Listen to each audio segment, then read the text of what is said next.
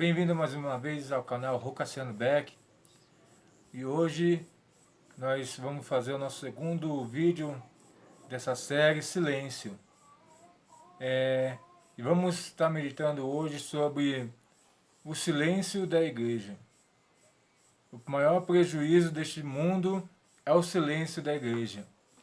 Vamos estar meditando em Atos dos Apóstolos, capítulo 1, onde diz assim: fiz o primeiro tratado ao Teófilo acerca de tudo que Jesus começou, não só a fazer, mas a ensinar, até ao dia que foi recebido em cima, depois de ter dado mandamentos pelo Espírito Santo aos apóstolos que escolheram, aos quais também, depois de ter padecido, se apresentou vivo, com muitas e infalíveis provas, sendo visto que eles, por espaço de 40 dias, e falando do que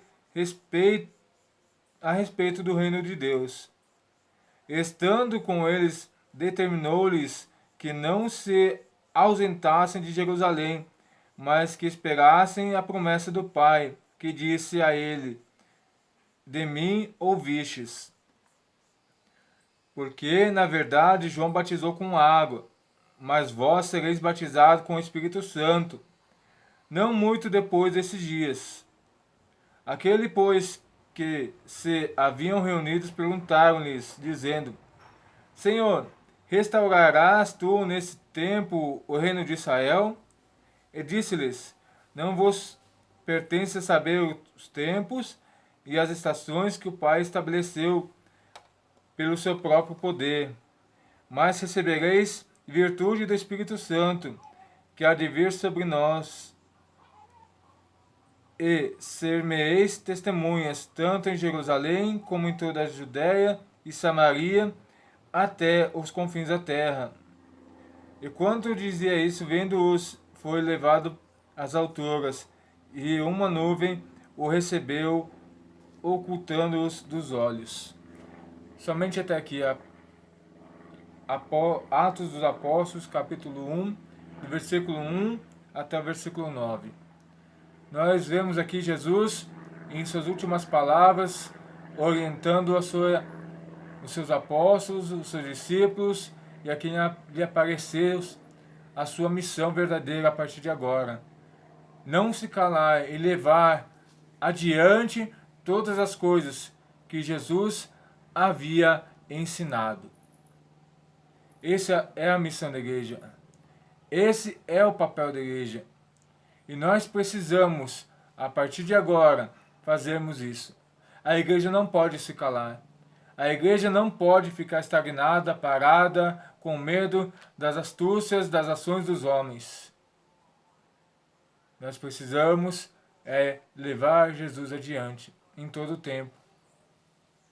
Se nosso objetivo é ganhar o céu, nós precisamos anunciar o reino dos céus. Se o apóstolo Paulo nos declara que, se esperarmos alguma coisa somente desta vida, somos os mais infelizes de todos os homens. Somos os mais miseráveis, dizem algumas traduções. Então, meu irmão, minha irmã, servo de Cristo, façamos como Jesus nos ordenou. Levamos a palavra adiante em toda a Samaria, Judéia e confim da terra. Como nós vamos fazer isso? O dono da igreja sabe. O Senhor do destino sabe, o Senhor do tempo. Aqui, como Jesus declarou que não pertence a nós saber os tempos, nem as estações que o Pai estabeleceu, alguns anos atrás nós não imaginávamos vivermos numa época de pandemia, onde o planeta inteiro parou, mas Deus já sabia. Deus, provavelmente, em sua infinita sabedoria e misericórdia, tentou diversas vezes alertar nós, seres humanos, que precisávamos ter um tempo com Ele. E por diversas vezes nós inventamos muitas desculpas, ou sou muito ocupado para trabalhar, para estudar, com a correria do dia a dia, e não arrumamos tempo. Então Deus fez este tempo acontecer. Deus deu tempo para que nós pudéssemos ouvir, analisar, refletir e praticar a palavra de Deus. Nunca na história da humanidade nós tivemos a pregação, nós tivemos o anunciar do Evangelho desta forma, tão, mas tão mesmo diversificada em todas as línguas, para todas as compreensões. Uns mais neopentecostais, outros mais tradicionais, mas a palavra de Deus está sendo anunciada.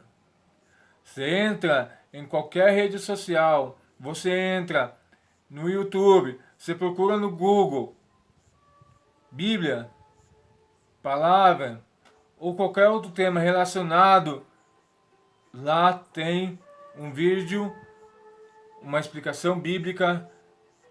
Então, irmãos, esse é o tempo que Deus nos escolheu. Eu estava vendo um vídeo de um irmão, depois eu vou deixar o link aqui embaixo, falando sobre a época do tempos de Jó, que a Bíblia nos falava que os últimos dias seriam como o tempo de Jó, e está acontecendo. Então, irmãos, não é tempo mais da igreja tentar ser amiga deste mundo. Não é mais tempo da igreja tentar compactuar, fazer alianças com políticos nessa terra. Nós somos chamados para sermos servos de Cristo. Nós somos chamados para morar na Nova Jerusalém. E se esse é o nosso objetivo, nós temos que andar segundo a vontade daquele que nos chamou. Se nós começarmos o Evangelho de João, capítulo 1, versículo 1, diz assim a palavra de Deus: no princípio era o Verbo, e o Verbo estava com Deus, e o Verbo era Deus. Então, irmãos, Jesus é o Verbo da vida. Ele estava desde o início, desde o princípio. Todas as coisas foram feitas por ele, e sem ele nada do que foi feito se fez. Nele estava a vida, e a vida era a luz dos homens. Então, é essa a missão da igreja de hoje. Levar o verbo da vida, o verbo de Deus adiante. E por isso a gente não pode se acomodar. A gente não pode, de forma alguma, nos intimidarmos com as coisas deste mundo. Então, irmãos, que sejamos igreja nesse tempo de escuridão, de trevas. Que nós vamos ser a luz que o mundo precisa.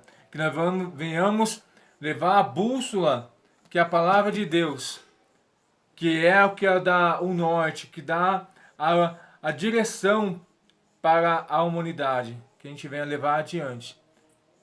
Que essa palavra possa entrar no seu coração, te encorajar, porque o Deus Criador, sustentador de todas as coisas, tem estado com a igreja, tem estado com o seu povo em todo o tempo. E Ele não vai te desamparar nesses tempos difíceis, nesses tempos de dores, nesse tempo de incerteza, de angústia, mas nós temos que estar debaixo da vontade do nosso Criador. Quando nós estamos debaixo da vontade do nosso Criador, pedimos direção, pedimos estratégias, Ele vem e nos orienta e nos dá direção. Por isso, não se cale. Igreja do Senhor, não se cale. No século XXI temos muitas facilidades para levarmos o Evangelho. Temos inúmeros aplicativos com Bíblias. Então, ferramenta Deus nos deu. Vamos usá-las. Vamos pôr em prática a ordem do Mestre. Ide e pregai o Evangelho. Afinal, Deus conta comigo, Deus conta com você. Se Ele não contasse conosco, Ele não nos teria apresentado o plano de salvação. Ele não nos teria apresentado a cruz, que é o início e a maior demonstração de amor por cada um de nós. Que Deus possa vos abençoar. Sede firmes, não se cale. Deus é conosco. Deus abençoe a sua vida. Tenha uma boa, perfeita e agradável presença de Deus na sua vida, para te encorajar, te fortificar e te fazer caminhar e te fazer ir além do que você pensa que não é capaz. Mas Deus é capaz, porque Deus te capacita, porque Ele é contigo. Deus te abençoe, em nome de Jesus.